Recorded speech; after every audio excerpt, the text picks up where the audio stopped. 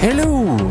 Welcome to the Mindbuffs podcast. We are sport and performance psychology experts, and we're here to share research, tools, strategies, and to share conversations about lived experience in any capacity that involves having to perform at a high level. I am your host for this evening, this morning, this afternoon, this late night, whatever time of day it is. My name is Matt Demoissac, and today my partner... I'm Alex. I am Matt's other half, the other co-founder of Mindbuffs. And we're going to be talking about what the hell sports psychology even is. We're going to go into some definitions, some areas in which we tend to focus, the kinds of people that we work with. And we're also going to dive a little bit into our own backgrounds, all leading up to the fun part in the second half where we're going to talk about some Ted Lasso. When Alex and I are spending time together on the podcast, our episodes will be focused on pop culture, and there's no better place to start than talking about Ted Lasso. So to begin though, I'll let Alex kind of describe what people typically think sports psychology is all about. Sports psychology, when we ask anybody what they think that it is more about peak performance, team communication, building resiliency, and I would say increasing some coping strategies, but all related to how to increase performance. But that is only a small piece, I should say, of the puzzle of the work that we actually do. 100%. Some more like specific strategies that people might think of when they think of sports psychology be like positive thinking and routines and rituals. Visualization. These really quite old concepts in sports psychology. And so what we want to be able to do is like, yes, those pieces, they'll come in, but they're such a small part of what we do. And that's where we're going to kind of showcase, like, this is the actual world of sports psychology. And this is what, working with or learning from a performance, psychology expert can be like, what you can learn, what you can grow from. And so there's actually a lot of different things that we do. And again, Alex just kind of sharing some of those other specific things that we work on quite often. Mm-hmm.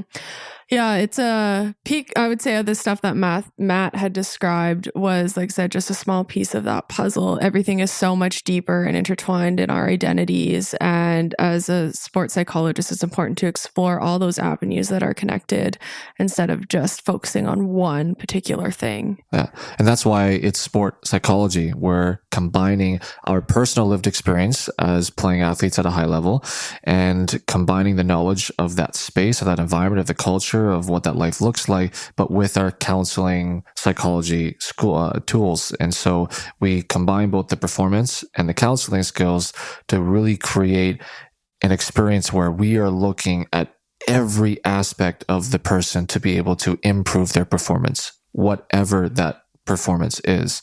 And the reason why that's so critical is we know that things like compartmentalization are bullshit. Like, you can't just separate parts of your brain. It's one brain. There isn't a sport brain and then a school brain and a friend brain and a home brain. It's all the same brain. So rather than just using traditional sports psychology tools to mask what distractions might lie underneath, we work with our clients to remove those distractions so that they don't even have to use their strategies frequently throughout their performance. So that's where, sometimes we got to do some trauma work. Sometimes we got to talk about mom and dad. Everything that's connected to the person is connected to their performance. Which leads us, I believe, into our next question, and Matt gets the hot seat first, is what do we do, or what is the purpose? Mm-hmm. So the reason why Mindbuffs formed was that, like, we know as athletes that there's a ton of benefit learning about our brains and learning how to master certain parts of it, learning how to practice certain skills to be able to enhance our performance in whatever capacity. But what we realize is this isn't just an athlete thing. Like, whether you're someone who's athletic or not, the desire to want to do good at what you do, to feel like you're giving your best and to feel like you're getting the best out of yourself and your brain, that's a human experience. That's not an athletic experience. So what we wanted to do as co-founders was to create a team of like-minded individuals where we could take what we know works in the sporting world. And just to be clear, mostly just Olympians, like even in everyday elite athletic world, from minor sports to junior to collegiate to even professional, there's like very little sports psych influence. And so we're trying to bring these conversations forward in all areas of sport and to these other areas that Alex will also highlight. The typical clients that we would see is for sure athletes and or teams. Those would be individual or teams together. We also like to do our work in esports. We're all a little nerdy here and we love our games. And then again, that's like a huge industry that seems to be booming right now. Also in the corporate world, we love to do corporate trainings. Again, pulling in our performance backgrounds into the corporate world, we've been finding has been quite effective. And just to give some examples, we work with like Volvo, we work with farming industry, we work with accountants and lawyers and trade industries. It doesn't matter what it is, any type of kind of business client like that. And a lot of jobs are performance-based as well. So again, giving the tools that we would use with athletes can also work in the other industries just as effectively. And then the last but not least is our first responders. 100%. So before I became a sports psychologist, and Alex and I will both kind of share that story of how we got started, I was actually a correctional officer for 8 years. And so having that lived experience, I have a personal like passion for wanting to reach out to people in those high stress industries. And so we see a lot of nurses and doctors and police, security, corrections. Alex, I know, works with a lot of like current or like former military persons.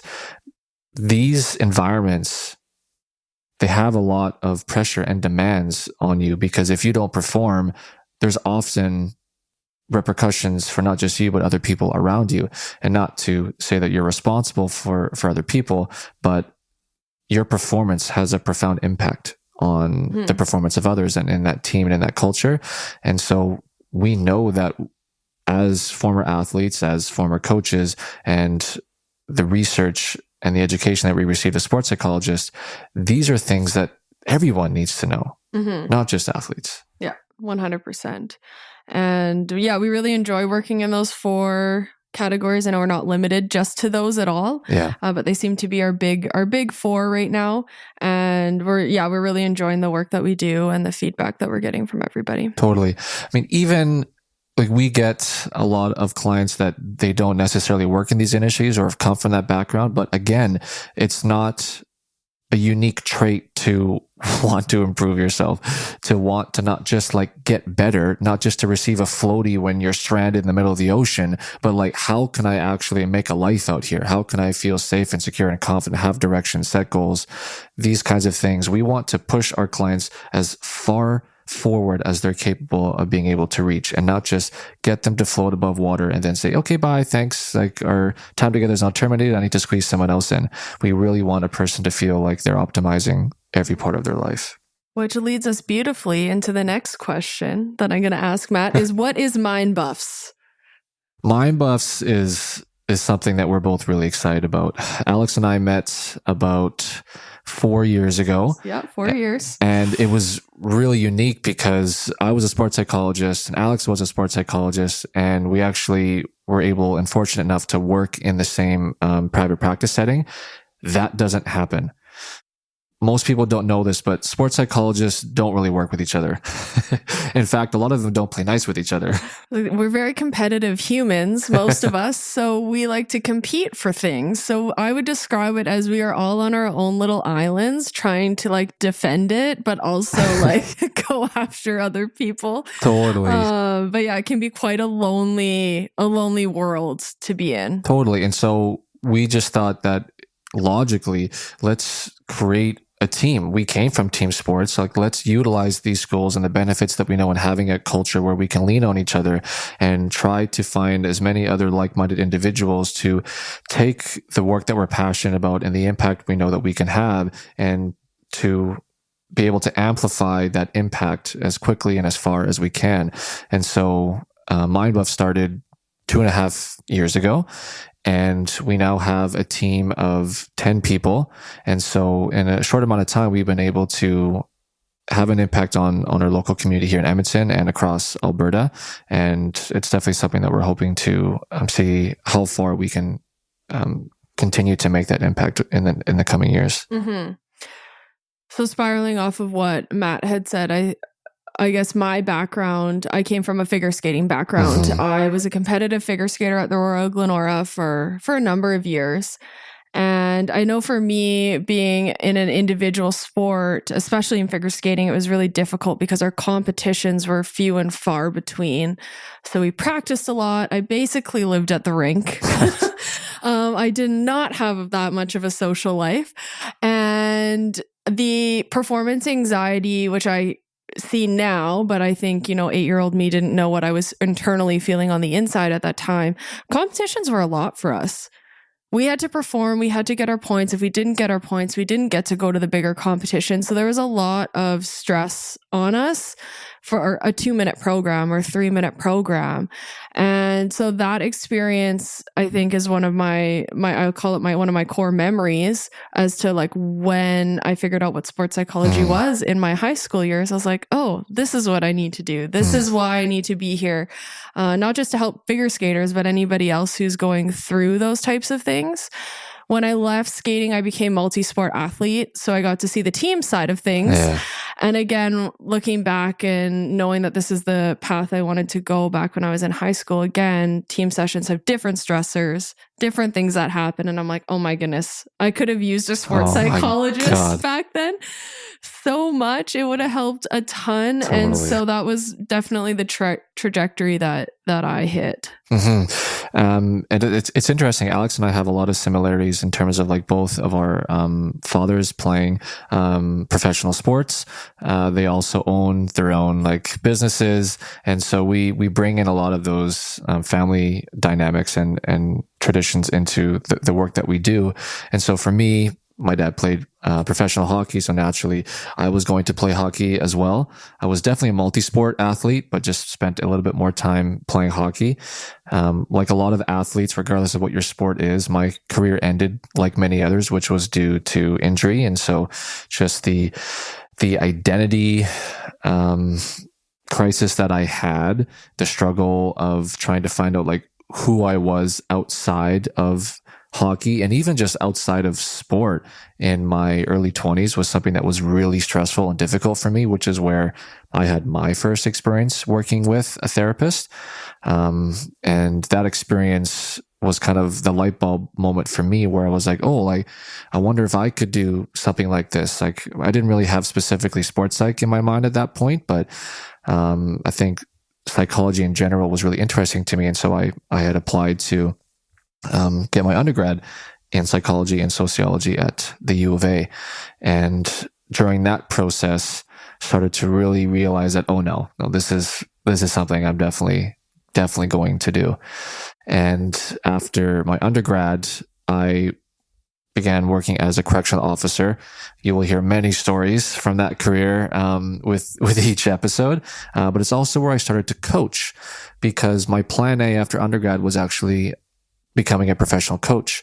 And after only 2 years of coaching and having won the provincial championship with the U15 AAA team I was a part of the coaching staff on, rather than that being a life-affirming, career-defining moment of like, this is my destiny, of course I'm meant to be a coach, I just had this feeling that if this was the impact that I could have with a single team, what more could I do if I was able to cast a wider net? And a week after we won provincials, I applied to go to grad school to become a sports psychologist. And here we are. Yes. I think the biggest thing from our stories, both Matt and I, is we wanted to create an impact. And as much as I'm using Matt as an example, as much as he loved coaching, the net could only go so wide. So that's another thing that Mindbuffs, we really want to advocate for our clients. We want to create an impact in our communities and help facilitate like change. And that brings us to why we decided that starting a podcast was not only important for us, but why we thought this would be the best way that we could connect with people outside of our offices. And so the purpose of this podcast is to have conversation about real life, everyday experiences that we all have, not just bringing in a person that climbed Mount Everest or that won a Stanley Cup or that is a CEO. There's a lot to learn from these people. And we're going to have, guests who have really unique outlier lived experiences, but we want to be able to share research and tools and strategies and tips about just being human, but wanting to be the best human version of us that we can. And so this podcast is going to start off with looking at a few different series. And within each series, I will have a different co-host helping me explore some of this content. So when Alex and I are together, we're going to have a lot of fun. I'm so excited. We are going to be focusing only on pop culture and psychology. We are both super nerds. We love movies and video games and comic books. And we know that a lot of people are learning off of Instagram and TikTok. They're pulling these mental health pieces from TV shows. Mm-hmm. Yeah. That's why we're very excited to nerd out, as we like to say it, together. Yeah. And bring a lot of, what people are talking about here into the podcast. But Matt and I both want to be specific that this is not pop psychology. No, not pop psychology. We're talking about pop culture and the influence of psychology and mental health in the scene, in the content, in the show, in the music, whatever it is that we're going to be breaking down. But this is going to be based on research, based on real things that have measurable results. And so that'll be Alex and I. And then you're also going to hear from our colleague, Kayla. Kayla and I will be looking at language and the subtlety of saying the right thing, of interpreting an experience slightly differently, and how that completely changes our experience. For example, our episode 1 is going to look at the difference between discomfort and insecurity, simply by how you define an experience based on either I am uncomfortable or I'm feeling insecure completely changes the trajectory. And so we're going to look at the common things that most people do that we learn from society, that we learn from TV, from pop culture, but looking at how we can become aware of making those subtle shifts that can create such immense differences in terms of how we experience life. And then next, we're going to have Lindsay co-hosting with myself, looking at a concept called power differentials. So power differentials is a term that we use to describe any relationship where one person has slightly more power than the other. Psychologists, for example, we are aware that we are in a power differential. People are coming to us with their vulnerabilities, with their stories. They're expecting us to be able to help them because of our education, our experience. And so there is a power shift there that we have to be really responsible for to create a safe space rather than abusing that power, like, unfortunately, many coaches, many bosses, many family members, parents. I see you. Car ride home. You should know what I mean when you hear that, car ride home from a game. So we're going to be looking at the specific examples that athletes experience, that employers experience, and then even within the family system of how we can use power differentials to help the people around us become better versions of themselves rather than use it as a source of acquiring power and control.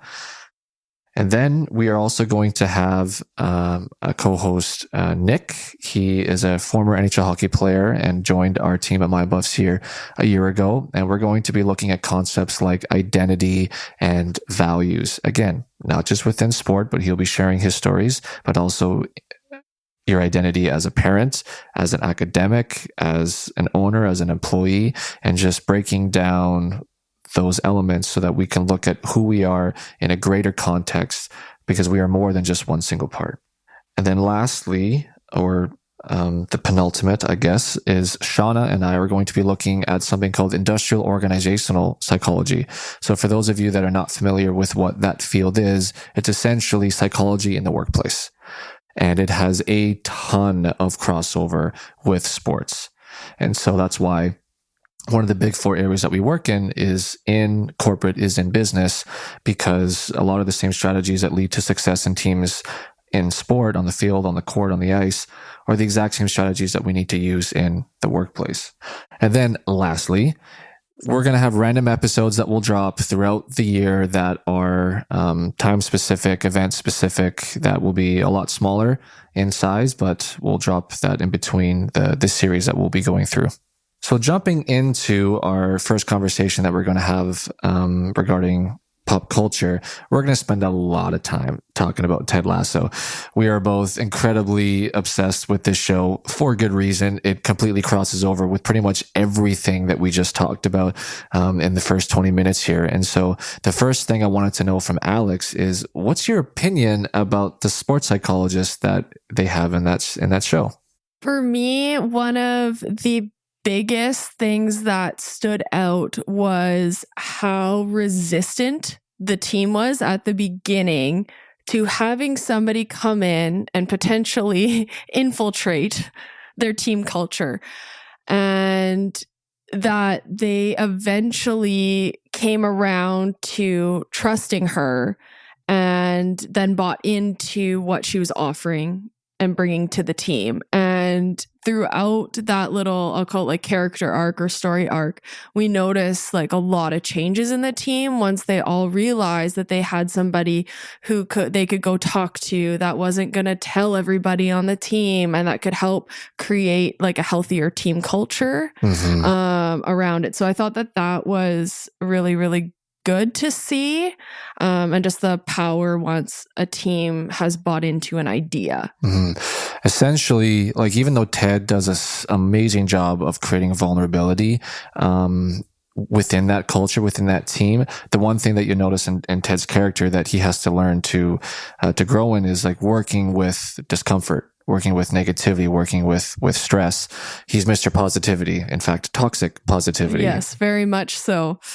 And so that'll be a concept that we'll definitely explore in the coming episodes. But what her role was able to facilitate creating a space where athletes could share the things that they were uncertain about or embarrassed about or felt weak about. And so that's where like those one-on-one sessions with the sports psychologist is so critical, because there are just things that we can't do in a team setting. We can't ask people to bare their souls and be completely open and honest with people they may not trust or feel comfortable with. And so that's where the one-on work that she does in the show really highlights that's where you get the most impact. Yeah. When you can really give yourself in a relationship like that to be totally open and honest and explore one's deepest fears and things like that. And I think too, with the work that she does, a lot of the characters, especially when I think of like Jamie Tart, I don't know if he would have been able to get to the depths that he did in terms of like how he got to where he is at the end of the show. And I think it just shows that if you put the work in, you get a lot out of it. Totally. Just because you go to therapy doesn't mean that changes are automatically going to happen. You actually have to practice the shit that you're learning in those sessions. And that's why we love the story arc of Jamie, because you can literally see him. I think it's like Alex's my favorite scene. My favorite scene in the show, well, I have a couple, but this one stands out to me, is when Jamie decides he's going to practice empathy and he goes to hug Roy Kent in the dressing room. And he's like, "What? I'm practicing empathy." This scene is really funny because like Roy, the coach who was a former teammate, is just rough and gruff. Like coach, he says the F-bomb in every single sentence, and he doesn't ever talk about feelings. In fact, he highlights that he has a single feeling in one of the episodes as well. But he was having a really shitty day. And so Jamie saw this and he went in to try and hug Roy, and Roy almost punched Jamie in the face because he thought he was headbutting him or something. He's just so not used to having that kind of like physical affection as a form of vulnerability, but yeah, Jamie's attempt. Yeah. And for me, what oftentimes like I'll get asked what like my favorite parts of the show are and like what we, you know, as sports psychologists see in a show like that. And for me, and I've said this to our team before, is like Jamie's character arc throughout from season 1 to the end, I think is massive. And you can see like when he goes and sees a sports psychologist, then what he practices and what he's trying to change. And you can see him really bought into his own process and his own self-awareness. And then he's able at the end to be like a best version of himself on and off the field, which I thought was really awesome to see because I did not see that coming after season 1. Totally. So especially some of those key characters like Jamie, like we'll definitely spend like an episode going in and deep diving into some of the specific things that he was doing before kind of and after transformation, and kind of speaking to different like theories that really speak to his behaviors, communication, the defensiveness that he showed, and how that came across as arrogance. All those little things will be fun for us to dissect in the coming episodes. I think what is really important is between Coach Ted Lasso and the sports psychologist, and how there wasn't trust there. I know that there's a scene where Ted Lasso kind of references that I don't think it's jealousy. I think it's, you know, just mistrust because of a previous experience with a therapist. But one of the biggest hurdles that we face as sports psychologists is just because an organization partners with us and we're able to work with all of the teams, in fact, mandated to work with all of the teams sometimes. If the coach isn't bought in, if they don't feel comfortable with us, if they don't trust us, there's not a whole lot we can do for the team, even if we are facilitating sessions throughout the year. And so a lot of coaches will feel quite threatened by having us become a part of the team. And it's not really their fault. It's because sport has really created this image that as a coach, you're supposed to know everything and do everything and be perfect and basically wear 6 hats simultaneously. And most of these people aren't getting paid to do that unless you're doing it professionally. You're volunteering your time. And so oftentimes when we step into those spaces, it's kind of this feeling of like, oh man, like what are they going to say? Yeah. What are they going to do? What am I doing wrong? Yeah. Now I don't have control. Totally. And the last thing we want to do is to try and make the team feel like they have a coach who is incompetent, or to make the coach feel like they're inferior or that they've been failing as a coach. What we're trying to do is to give them the tools that there was no way in hell they would have been able to learn anywhere else. And we know things about this brain. This noodle is what we're experts about. And we just want to be able to give coaches the tools to bring out the best of their players so that they can build genuine relationships with them. And I think, it was very evident that was happening in Ted Lasso. And like I said, for us as sports psychologists, it's neat to see those experiences be authentic and genuine, especially in TV and movie. TSN actually posted a video. It was either called The Lasso Way or The Lasso Effect. And the creator of the video on TSN was looking at the evolution of coaching in the NFL and showing older videos of, you know, your John Maddens and these really big famous coaches from the 60s and 70s and 80s, and looking at how they coached, the tools and strategies that they use to get the most out of their players, and then cutting into the modern coach. Like I really think of like Miami Dolphins and like the Detroit Lions. Their coaches are so vulnerable, like so emotionally vulnerable, crying with their players and telling them that they love them, and just showing that's the evolution. We're getting to a place where, yes, you're an expert of the game and of the strategy of the sport, but nothing is more important than building a relationship, personal relationship with that athlete. Oh, for sure. So in terms of a takeaway for today, what we're hoping that you listeners are taking away from this is just perhaps a greater understanding of what sport and performance psychology is, learning about how perhaps some of the research and the conversations that we are wanting to share with you guys over the coming episodes maybe impact you, can influence you, for you to be able to use practically. And that's something that we stress all the time.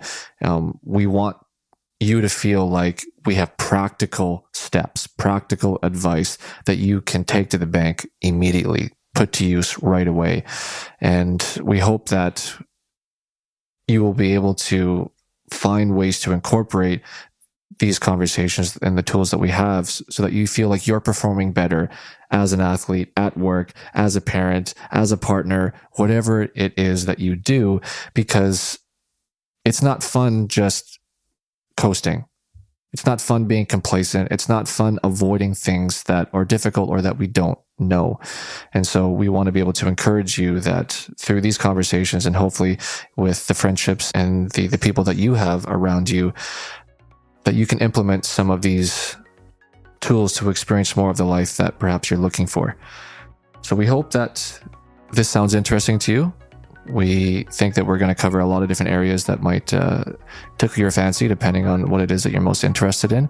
And we're really looking forward to having some fun, especially Alex and I, diving into a lot of these pop culture references. Yes, we're excited and we're glad you joined us today. And we look forward to having you learn throughout our podcast and being a part of this community with us. Thanks so much for listening, and we'll see you next episode.